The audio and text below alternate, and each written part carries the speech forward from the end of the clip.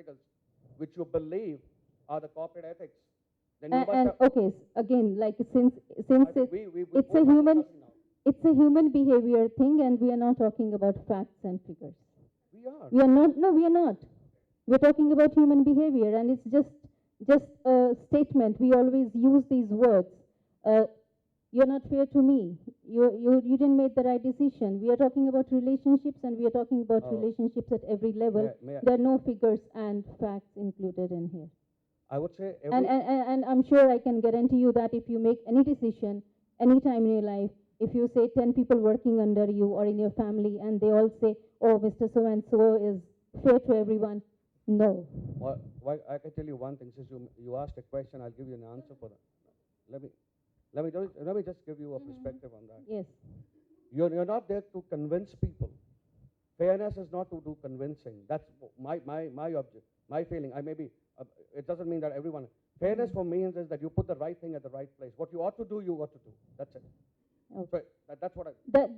See, that's your perspective, right?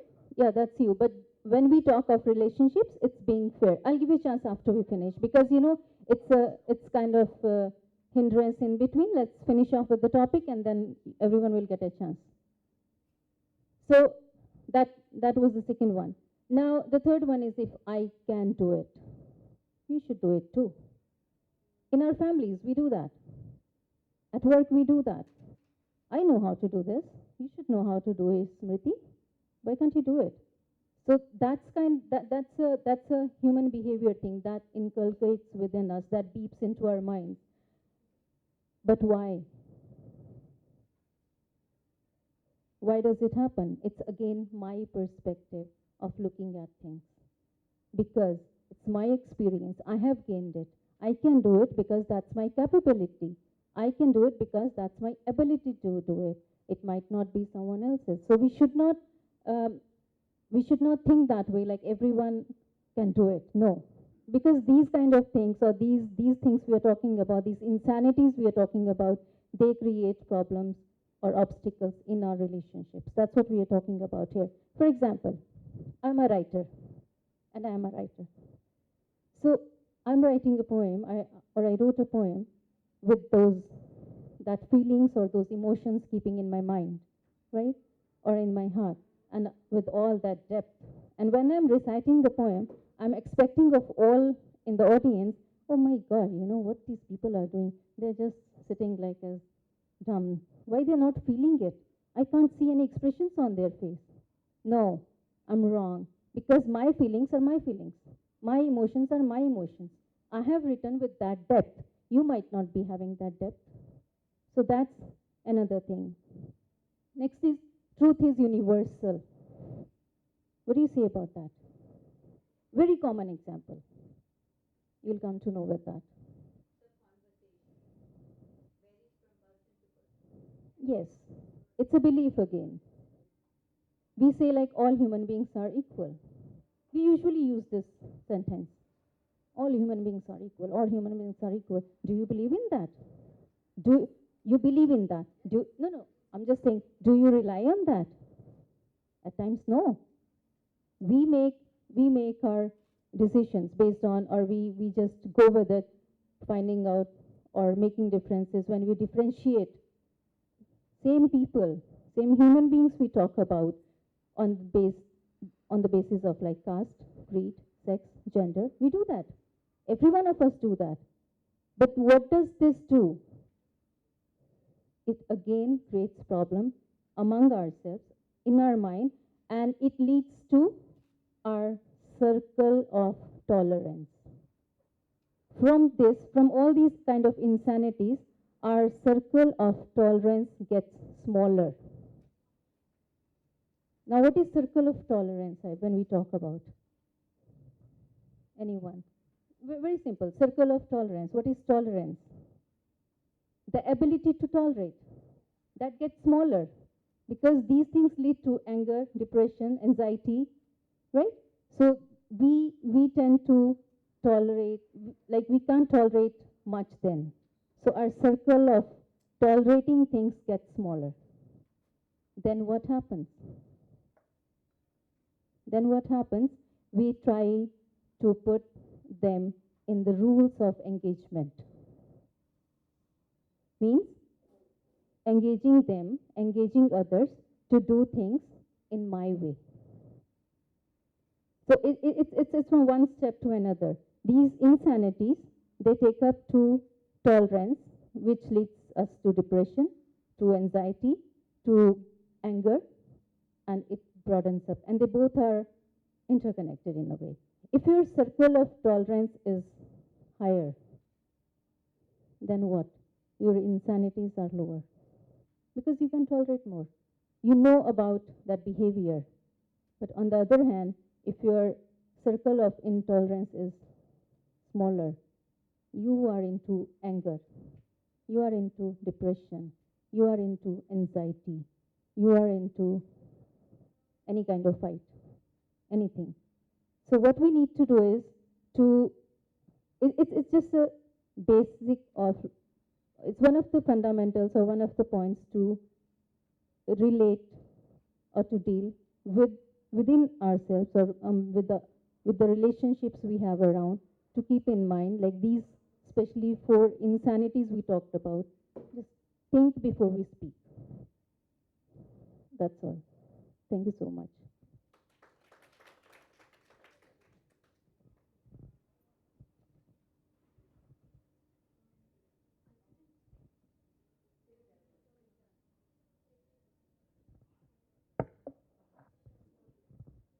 The table.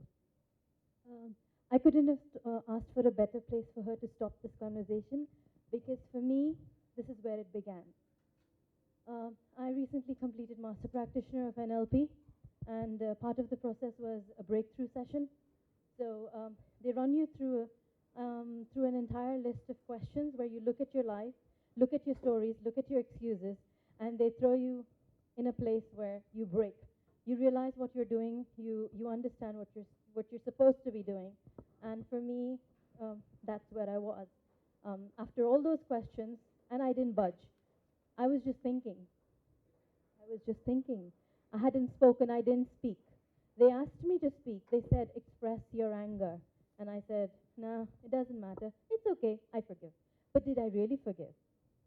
That was the question. Did I really forgive? And how many times is it that there are things that you want to say and you don't say it, and you say, leave it, it's all right, I'm bigger than that. But are you? And are you taking that regret, remorse in the next relationship and the relationship after that? And with the relationship with yourself? Are you doing that?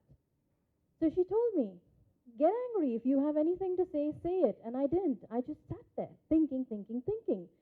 And one thing that had been in my mind, as I shared in the previous session, was I thought that people treat you like a doormat because they find it convenient to walk all over you because you let them.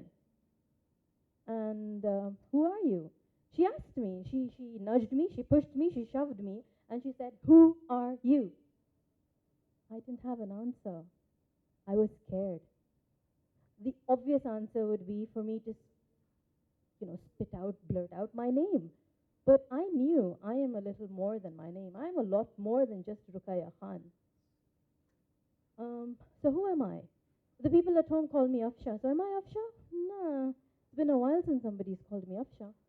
So am I RK because I run a blog on Facebook? Yes, I was plugging that in. Log in and find out what RK Writes is all about. Am I RK? Maybe. Am I just the mother? Am I just the daughter? So many relationships, so many roles. So she stood me up and she put me on the ground. She said, lie in your tummy, and I did. And I don't think she had taken off her shoes because I didn't see what she was doing, but I was on the floor. And I'm thinking, okay, let's see where this is going. And you know where it went? She wiped her feet on me, on my back. And in that moment, I cried because is that what I'm letting people do to me? Is that what we are letting people do to us? Because we think it's all right. Is that what we're doing in relationships? Is that what we're doing in the workplace? Is that what we're doing in wherever we're doing it? So is it fair for you to be a doormat? Is it fair for people to wipe their feet over you? No. But But there's a difference. There's a very fine line between giving and always giving. As a mother, you learn to give. You learn to constantly give. As a daughter, you are told that this is how you need to behave. As a wife, you are told, be submissive. And you are. But then where are you? And who are you? So after a lot of sobbing and crying, she said, we're going to dismiss you as a client. And we're not going to dismiss you as a client because your master practitioner is no good. We're going to dismiss you as a client because you don't want to make that shift. And I continued crying, and my master practitioner walked out the door. Was almost out the door. And there the other lady, the coach, she sat there saying, woman, aren't you going to stand up for yourself? And between sobs, I lifted my head and I said, can I? I mean, really? Do you really need permission to stand up for yourself? Do you really need permission to stand up for yourself? I don't think so. And that's what she said. I don't think you need permission, but I'm surprised that you think you do. You've done so much of everything, and you're still lying there crying and asking, can I do this? So I sat up. And she asked me again, who are you? I said, I'm a wordsmith. I work with words. I'm a writer, yes, but I'm also a communicator. I tell stories. I share stories. I write about people. I tell their stories. I bring their stories on paper. I write quotes. I make people think. And I think part of my mission has been accomplished here, where you have been thinking, who are you? And in a relationship, is it essential to have walls? Is it essential to be in boxes of, hey, I'm the mother, I'm the wife, I'm the daughter? Not essentially. Because when you create a wall, you don't just put yourself in a box. You also need to step out of the box and leave no wall. Because when you create a wall, you're not just holding the other person from coming in, you're also stopping yourself from going out. And you always have a message to deliver. You always have something to give. And there's always somebody watching you. So whether you're the daughter, and whether you're the wife, and I think the wife was there, but anyway, the wife, the daughter, the mother doesn't matter. What matters is who you are and your relationship with yourself. Have you discovered who you are? Do you know what your strengths are? Do you know what your weaknesses are? Do you know what your capacity is? Have you let other people define it for you, or have you defined it for yourself? I think that's what matters. I could have thought that it would be fair for me to just let somebody think that I'm from UAE. But no, I'm from India. I live in UAE. Two different identities.